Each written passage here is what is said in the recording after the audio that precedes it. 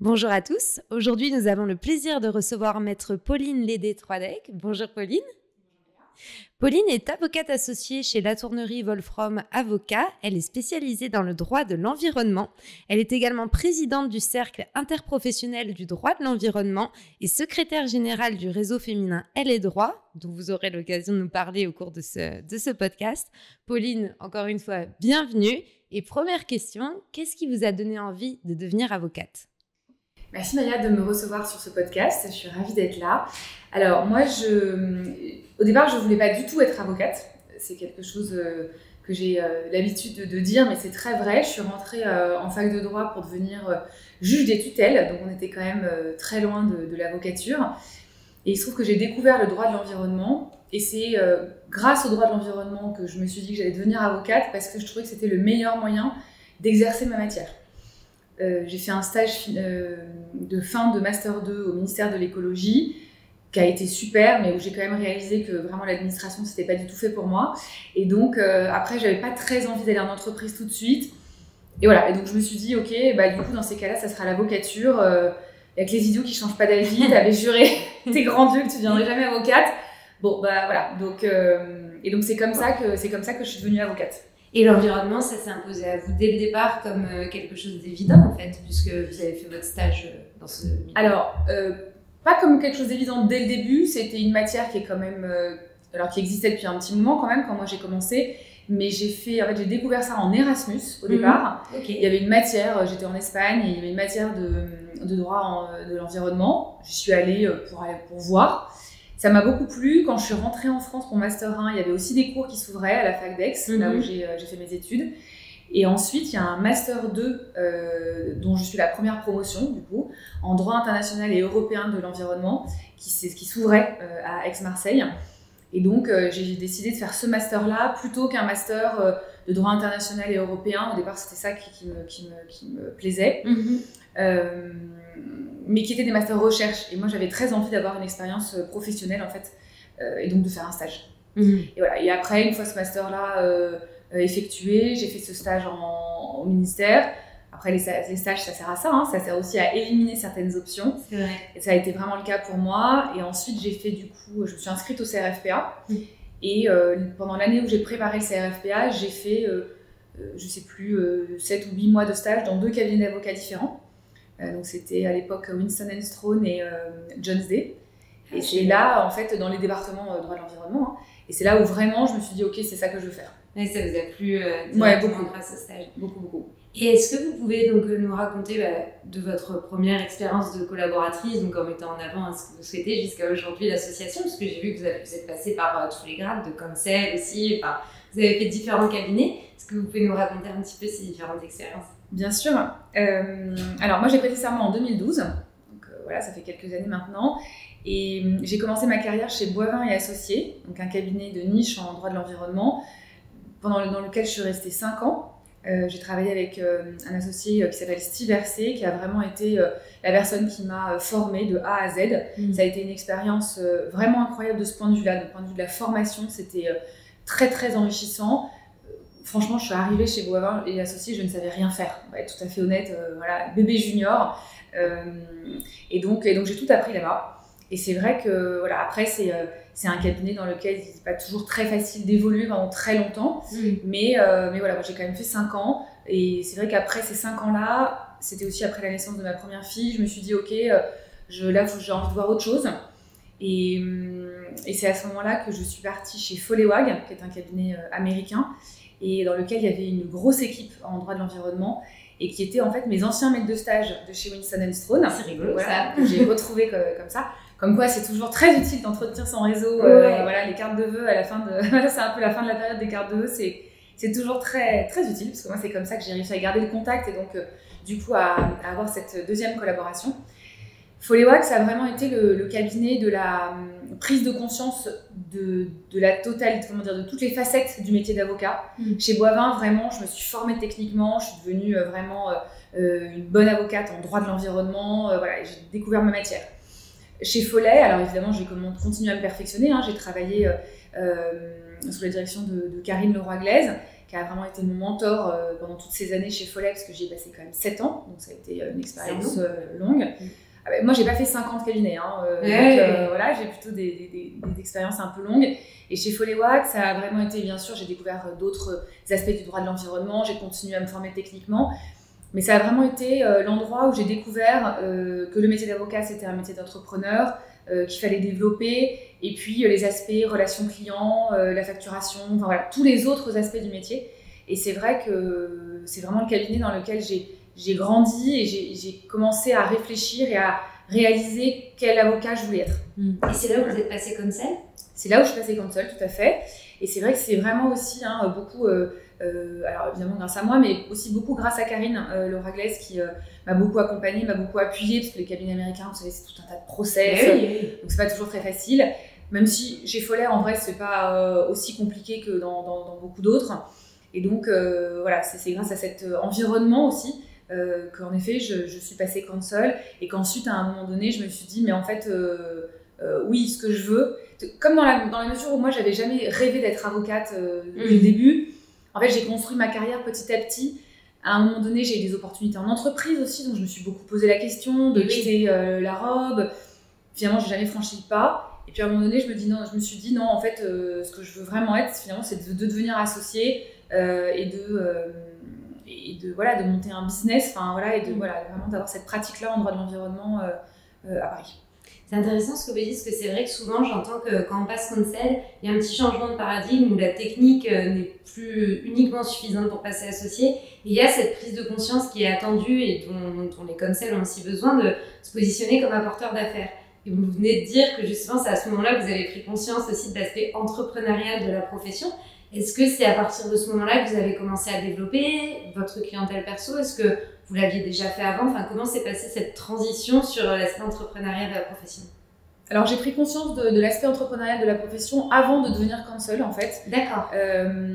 Assez vite en arrivant chez Follet, parce que c'est vrai que c'est vrai que quand on change de cabinet, c'est aussi plus facile.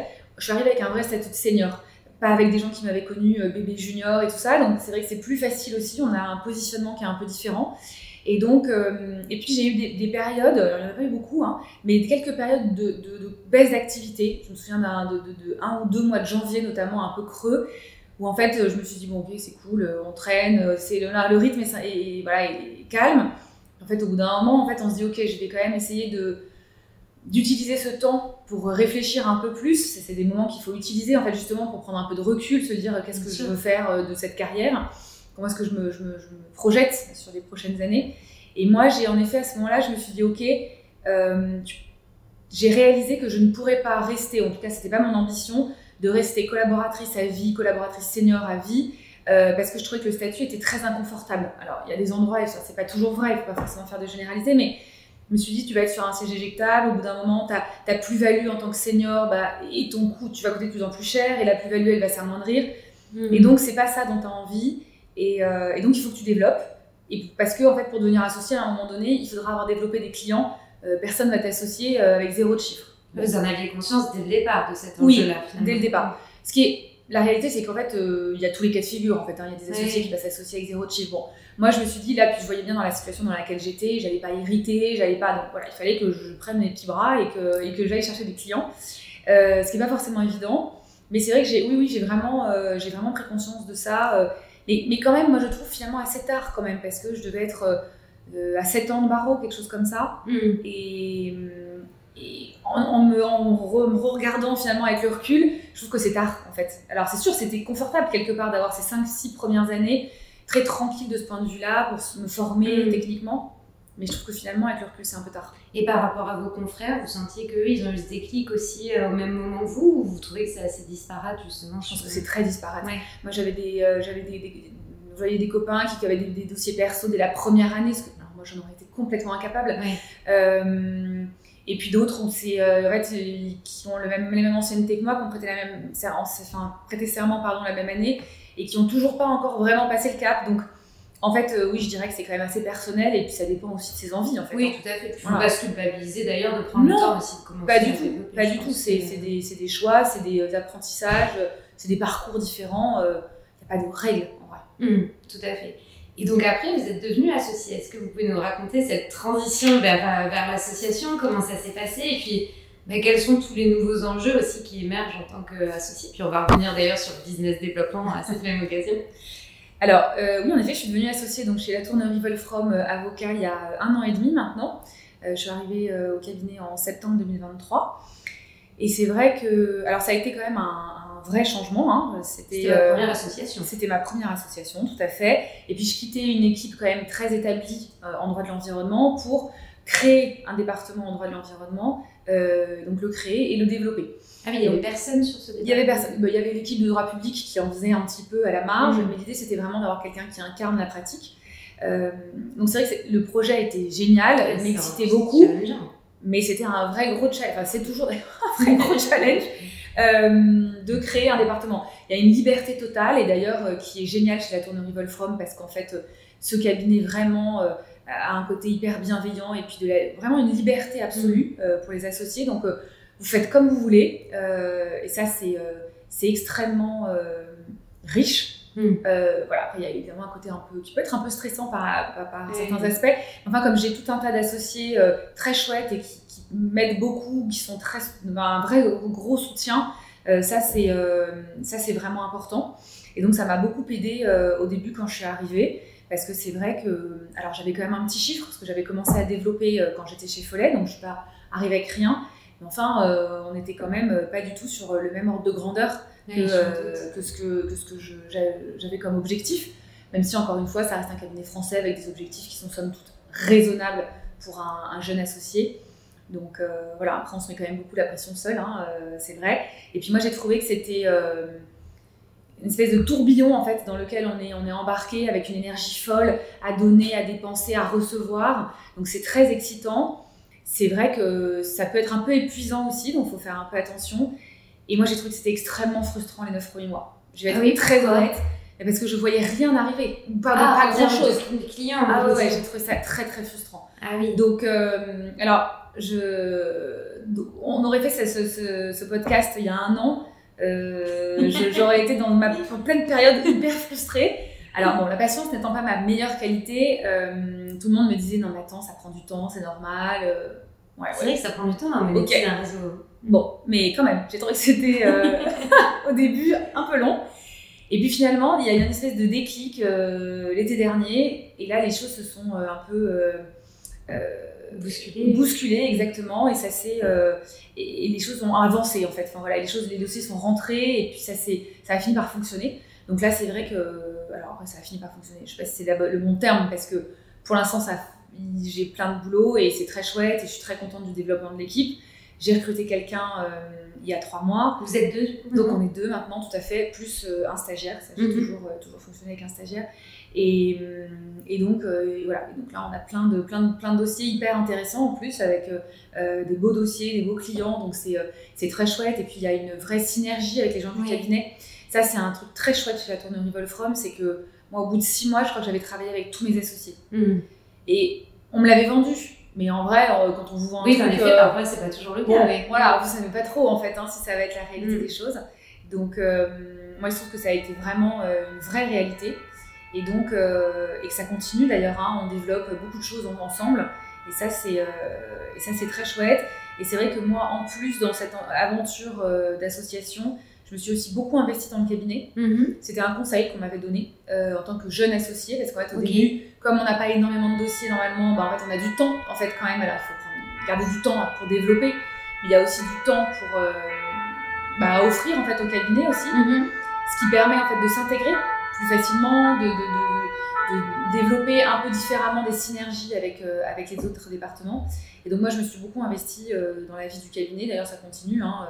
Au bout d'1 mois, j'étais dans la commission travaux et j'ai rénové les 2 étages. Ah mais c'est génial ça. Je faisais la peinture. Vous êtes vraiment impliqué jusqu'à même la réorganisation des bureaux. C'est ça, voilà. Donc c'est ça aussi, hein, la Latournerie Wolfrom, c'était les bonnes volontés sont. Vous êtes combien d'associés? On est 16 associés.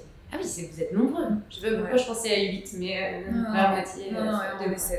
Et voilà, et donc maintenant les travaux, ça y est, c'est fini, c'est plutôt bien, parce que ça m'a quand même occupé pas mal pendant 9 mois. Ça m'étonne pas. Mais en effet, ça a été un booster d'intégration assez incroyable.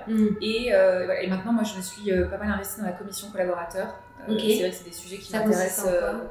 En fait, on a une commission collaborateur qui réunit des délégués d'associés, donc on est 3 associés, et des délégués de collaborateurs. D'accord. Il y a 4 collaborateurs, un peu représentatifs des différentes anciennetés, de genre, de départements et tout ça.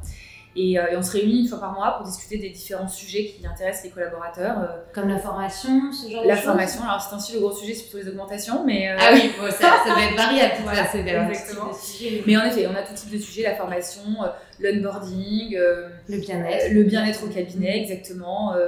Voilà, nous négocie régulièrement une augmentation de leur cagnotte de pot de collab. Enfin bon, voilà, c'est très varié.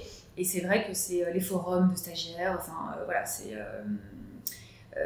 donc oui, c'est vraiment là-dessus. C'est chouette. Moi, c'est des sujets qui m'intéressent bien aussi, justement, d'avoir ces choses-là. C'est pas le cas de tous les cabinets. Oui, je pense il y a vraiment une ambiance de cabinet qui est...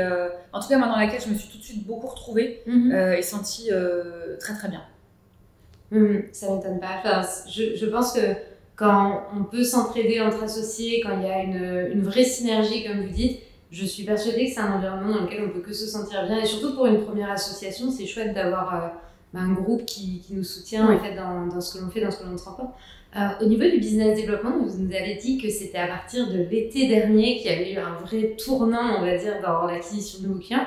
Qu'est-ce que vous avez fait? Qu'est-ce qui s'est passé? Franchement, j'aimerais bien savoir. En vrai, je sais pas trop. C'est terrible de donner cette réponse parce que c'est un peu nul. Moi, ça m'aurait beaucoup énervé il y a 9 mois que quelqu'un me dise non, mais t'inquiète pas, tu verras, à un moment donné, il y a un déclic. Ouais, super, merci. Vous avez fait une formule magique. Non, c'est ça. Non, alors après, c'est vrai qu'en termes de business développement, moi, j'ai testé beaucoup de choses. Ok. Alors, j'avais déjà commencé à tester des choses quand j'étais chez Follet. Et que, après, évidemment, j'ai eu encore plus de temps pour les consolider, puis pour en faire encore plus. Exemple. Bien sûr, oui, j'ai organiser des événements, ça c'est une chose que j'aime beaucoup faire. D'accord. Je participe à des associations, donc ça je vous en parlerai aussi. Rédiger des articles, faire des formations, participer à des conférences, la communication LinkedIn, faire des déjeuners évidemment avec des prospects. Donc ça, je crois que sur l'année 2024, j'ai dû déjeuner 3 fois toute seule. Donc ça fait quand même pas lourd, vous voyez. Voilà. Après, c'est un peu normal, je dirais, de partir dans tous les sens au début. Il faut essayer des choses.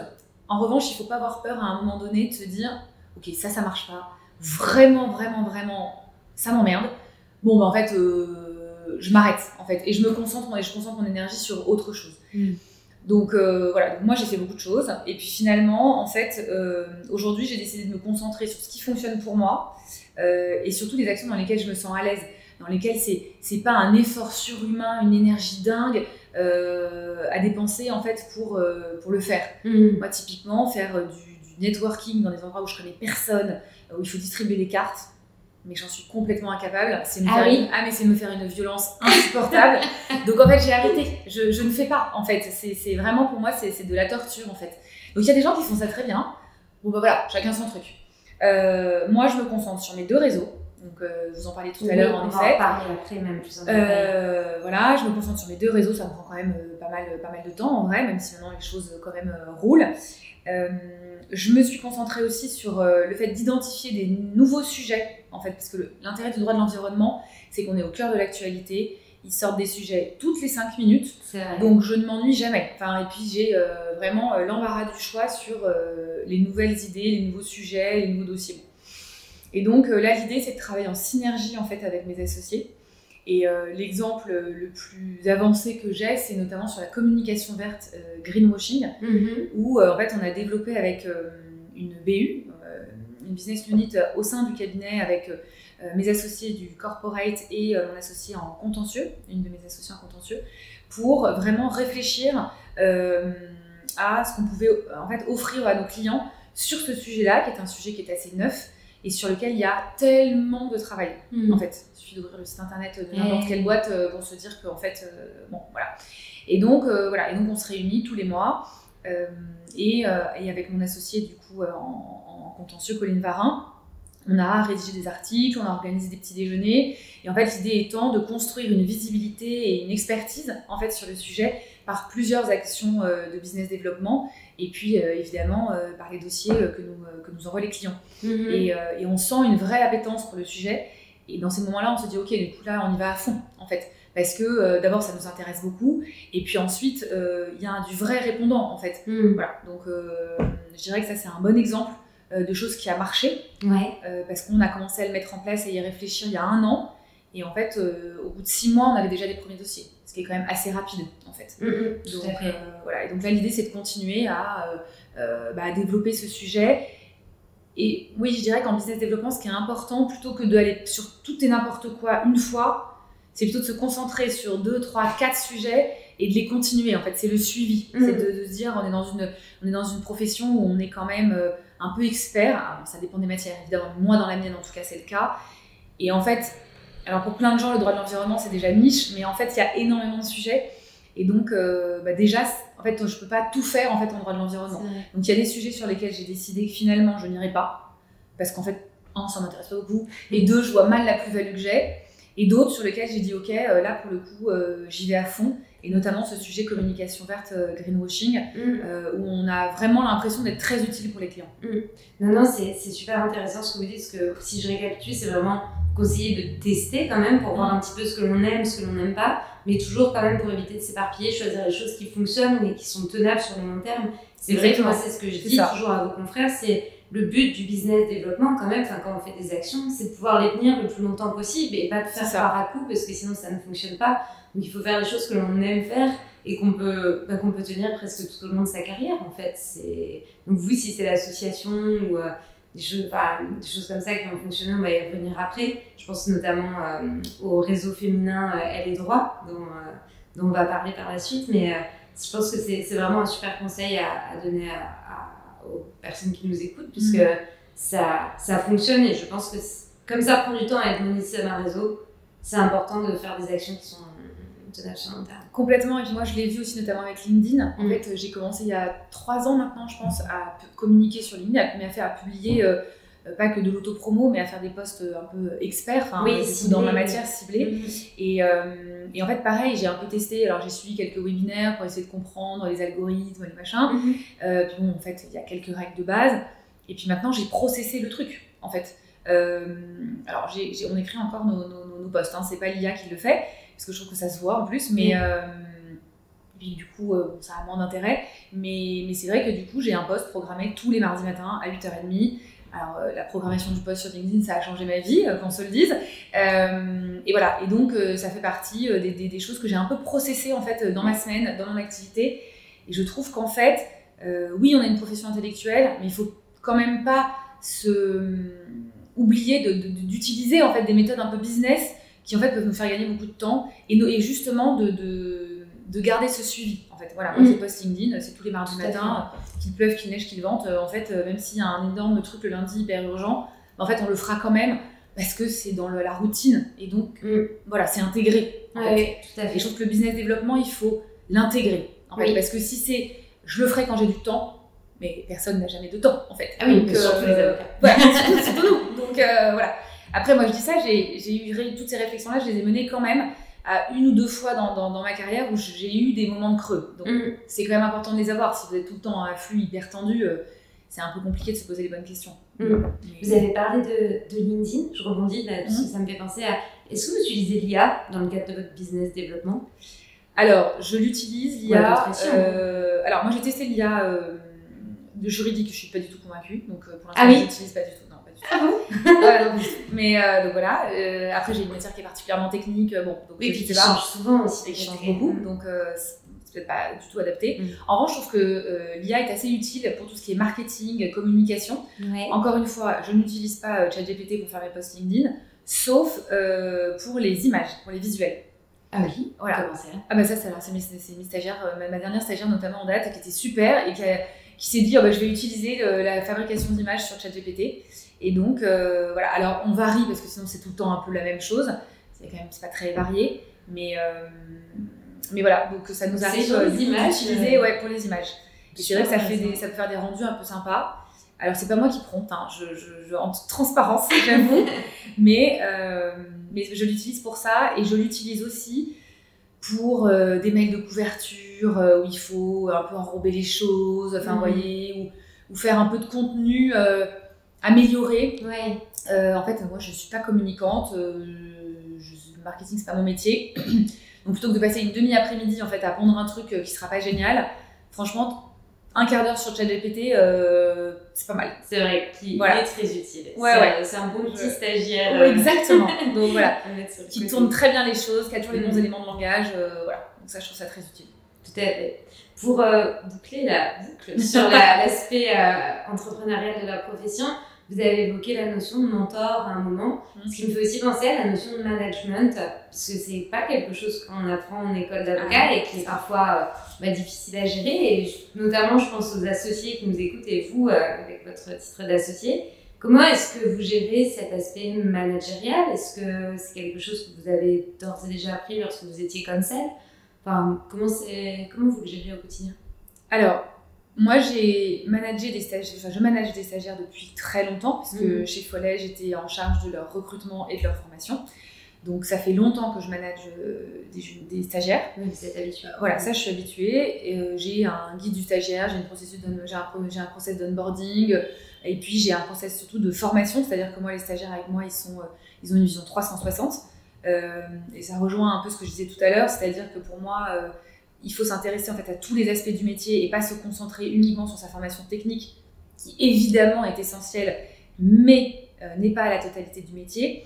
Et comme moi je le disais tout à l'heure, je trouve que j'ai eu cette révélation un peu tard. Vraiment, ma vision des choses, c'est de former le stagiaire en fait à tous les aspects du métier.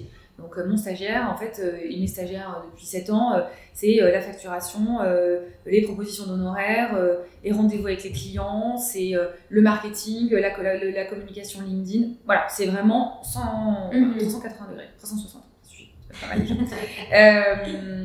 Et après, mais voilà, donc j'ai cette expérience-là qui pour le coup est assez...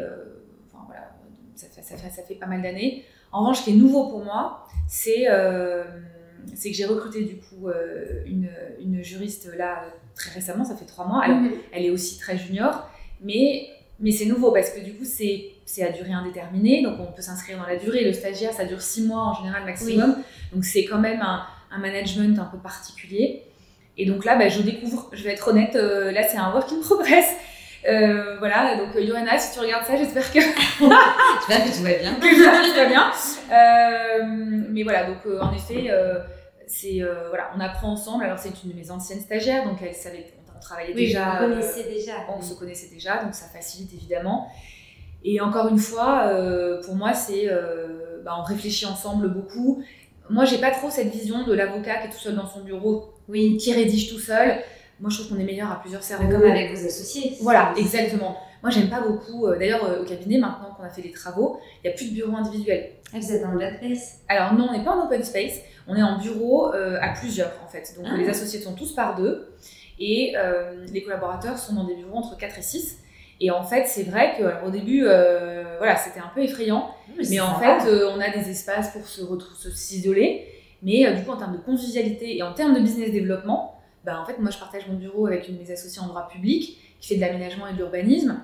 En fait, c'est génial parce que du coup, on a des matières qui sont quand même complémentaires. Donc, moi, j'entends parler de ce qu'elle fait, elle aussi. Et donc, en fait, on peut porter le business de l'une et de l'autre beaucoup plus facilement que si j'étais toute seule isolée dans mon bureau, voilà, sans entendre parler de personne toute la journée. Ah, mais c'est génial. J'exagère un peu, mais voilà. Donc, moi, je trouve qu'on est meilleur à plusieurs. Et donc moi, ça m'arrive très souvent, on finalise des documents en rédigeant à 4 mains. Et puis en plus, je trouve que la formation, c'est aussi ça. Moi, c'est comme ça que j'ai été formée. Donc je reproduis, parce que je trouve que j'ai été bien formée. Oui, parce que voilà. C'est donc voilà, le management, en effet, on n'est pas formé. C'est pas très facile. Et j'ai pas encore eu de grosses difficultés, mais d'un autre côté, c'est très nouveau pour moi.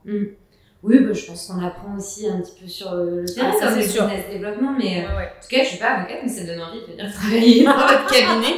Je trouve que ça a l'air sympa comme dynamisme, enfin, ça a l'air chouette en tout cas. Est-ce que vous pouvez nous parler de ces 2 activités annexes que vous avez, donc en tant que présidente du cercle interprofessionnel du droit de l'environnement? En quoi est-ce que ça consiste? Quelle proportion ça prend dans votre quotidien? En quoi est-ce que c'est rattaché aussi à votre métier? Enfin, Voilà, est-ce que vous pouvez nous parler un petit peu de ça? Bien sûr, volontiers. Je vais en parler longtemps d'ailleurs. Je vais essayer de faire court. Mais donc en fait, alors, je voulais commencer par LG Droit parce que d'un point de vue du calendrier, en fait, j'allais vous dire par lequel vous voulez commencer, mais parce que dans l'historique, j'ai intégré LG Droit en fait d'abord. Je suis entrée dans LG Droit, c'est un réseau féminin donc interprofessionnel dans lequel il y a des juristes, des notaires, des avocats, que des femmes, complètement, et qui existe depuis 2018. Et donc, que j'ai intégré en 2019. Je suis au bureau depuis 2020, secrétaire générale depuis 2020, bon, bref, par là. Et c'est un réseau auquel je suis extrêmement attachée. C'est vraiment un réseau, c'est pas un effort de travailler pour ce réseau parce qu'on a un bureau qui est génial avec des filles super. Là, on a fait la soirée annuelle la semaine dernière à la Maison de la Radio. On était 90. C'est un réseau qui est juste vraiment sympa, en fait. Hein. C'est dans la bienveillance, c'est dans la sororité, c'est dans les rires, c'est dans le soutien. Et en fait, et avec ça, tout ça, en fait, du coup, on se connaît, on se fait confiance. Et du coup, en fait, on fait du business. C'est pas, on est là pour faire du business. Bon, et puis après, on croise 2-3 personnes à peu près sympas, quoi. Non, vraiment, c'est dans l'autre sens. Et moi, c'est aussi grâce à ce réseau que je me suis dit à un moment donné, tu n'es pas obligé que de t'associer dans un énorme cabinet pour devenir associé en droit de l'environnement. Au départ, le droit de l'environnement, moi, tous mes clients, c'est des industriels, c'est des grosses entreprises. Donc, pas forcément évident de se dire, ok, je m'installe comme si je faisais du divorce ou du social pour les salariés. Donc, j'avais cette vision un peu, forcément, c'est un gros cab, c'est forcément des grosses boîtes. Et en fait, j'ai croisé plein de nanas chez LG Droit qui, en fait, s'étaient installées dans des matières alors, encore plus niches que la mienne. Et ça marchait du feu. Ah ouais? Et donc, en fait, c'est hyper inspirant. Et donc moi, à chaque fois qu'on fait une conférence, à chaque fois qu'on fait un événement, un déjeuner, une soirée, n'importe quoi, en fait, je trouve ça génial parce que sous couvert d'un truc pro, et ben en fait, j'en sors hyper inspirée. On sort un peu la tête de l'eau, du tunnel, enfin on l'appelle comme on veut. Et vraiment, c'est la bouffée d'air frais. Non, mais et faire du business développement comme ça, en fait, c'est juste la folie. En vrai. Ouais, donc voilà, c'est quand même quelque chose que distribuer des cartes dans un truc un peu guindé et coinsos, quoi. Ça vous anime, ça se voit. Donc voilà, et en fait cette association, elle m'a inspirée pour créer le CID, parce que donc, le CID pour le coup j'en suis fondatrice, alors pas toute seule, hein, attention. Et donc en effet pendant un de ces mois de janvier un peu creux, donc c'était en 2021, on s'est réunis à plusieurs, on a eu cette idée de fonder en fait un réseau en droit de l'environnement mais qui soit multiprofessionnel. D'accord. Parce que ça n'existait pas. Et voilà, donc on s'est réunis à 8 ou 9. On a réfléchi pendant 6 mois et puis on s'est dit, ok, à un moment donné, on se lance. Donc on a trouvé 2 sponsors, on a créé un bureau et puis moi j'ai quand même pas mal dupliqué. Alors, il y a une année, l'année du Covid, je m'étais faite coacher pendant une journée. Ok. Et je me souviens très bien de ça. C'était une coach en plus qui n'était pas forcément spécialisée dans les avocats. Elle m'avait dit ce qui marche pour faire du business à un moment donné en gagnant du temps, c'est il faut dupliquer. Je me souviens de ce terme, cette espèce d'élément de langage que j'avais jamais entendu avant. Et en fait, qui m'est resté parce que, bah oui, en fait, il faut tester, mais à un moment donné, un truc qui marche, allons-y, dupliquons. Donc vous avez dupliqué. Et donc j'ai dupliqué les droits, mais pour le droit de l'environnement. Donc évidemment, c'est pas exactement la même chose. Oui, mais c'est smart. Mais c'était l'idée en fait de se dire, mais en fait, j'ai ce super réseau qui est juste génial. Et en droit de l'environnement, au début, je me dis, ok, quel réseau je rejoins en droit de l'environnement. D'autant plus que j'avais des amis, j'ai pas mal d'amis qui font du droit des entreprises en difficulté, notamment Géraldine Astruc qui est passée d'ailleurs dans le podcast il y a quelques temps, et qui est d'ailleurs la fondatrice d'LG Droit. Bref, tout se recoupe. Et en restructuring, ils sont hyper réseau, c'est-à-dire ils ont des associations dans tous les sens, les jeunes, les vieux, les femmes. Et je me suis dit, mais nous, on n'a rien. C'est quand même un peu dommage. Et donc voilà, donc c'est venu de là en fait. Donc c'est très opportuniste en vrai, mais et donc on a créé ce réseau dont j'ai pris la présidence il y a maintenant 3 ans et demi quand même en fait, parce que on a lancé ça en septembre 2021. Et donc là en revanche je suis dans ma dernière année de présidence parce qu'à un moment donné il faut laisser la place voilà. Mais du coup voilà, mais donc c'est un réseau auquel dont je suis assez fière, donc je suis aussi très attachée parce qu'on a réussi à monter vraiment à créer de vraies synergies et une vraie cohésion entre tous ces juristes en droit de l'environnement. Voilà, et donc on organise des déjeuners mensuels sur des thèmes. Et en fait, en termes d'organisation, c'est finalement pas si lourd. La plus grosse partie, en vrai, c'est de le créer. Ça, oui, il faut faire des statuts, il faut avoir l'idée, il faut trouver un nom, il faut faire un site internet. C'est vrai. Voilà, ça, c'est un peu de boulot. Et encore une fois, une fois qu'en fait on s'est dit qu'on s'est fixé, alors il faut se fixer des deadlines aussi. Un projet sans deadline, en vrai, il finit par mourir ou sa belle mort. Donc, nous, à un moment donné, on s'est dit, ok, on fait la soirée de lancement en septembre. Bon, bah, il y a un moment, en fait, on peut plus reculer.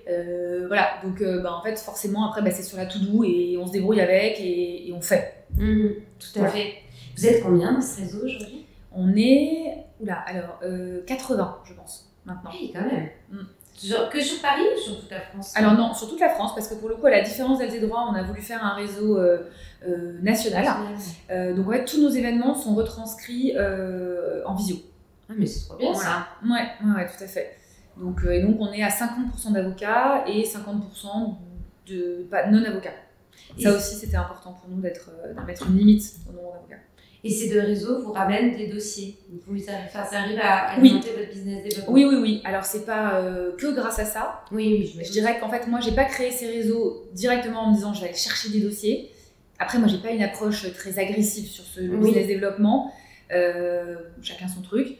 Ça me ressemble pas trop, donc voilà. Je vais pas matcher avec ce qui nous ressemble. Exactement. Mais en revanche, oui, en fait, via LZ Droit, par exemple, j'ai deux clients très réguliers en fait sont venus grâce à ça. Pareil pour le CID.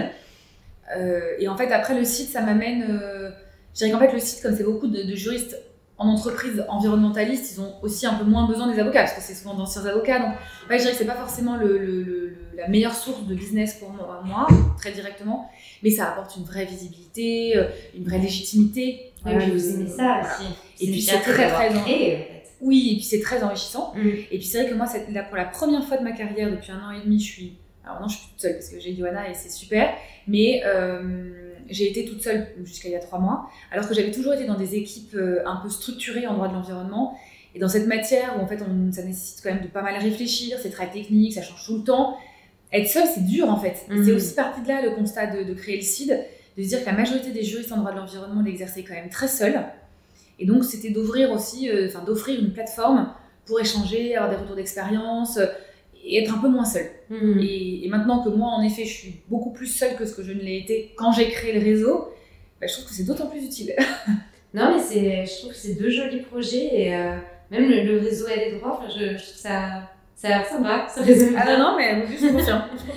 J'ai senti votre visage s'animer quand vous en avez parlé, donc non, c'est très chouette. Peut-être pour terminer ce podcast, est-ce qu'il y aurait un conseil que vous aimeriez donner aux avocats qui nous écoutent ou un conseil que vous aimeriez donner à des jeunes collaborateurs comme celle que vous avez maintenant avec vous et vous. Voilà. Alors moi j'apprends toujours et je considère qu'on apprend tout au long de sa carrière, donc des conseils, c'est pas toujours très facile quand on est en apprentissage. Mais encore une fois, je reviendrai sur cet aspect du métier que moi je trouve avoir découvert un peu tard.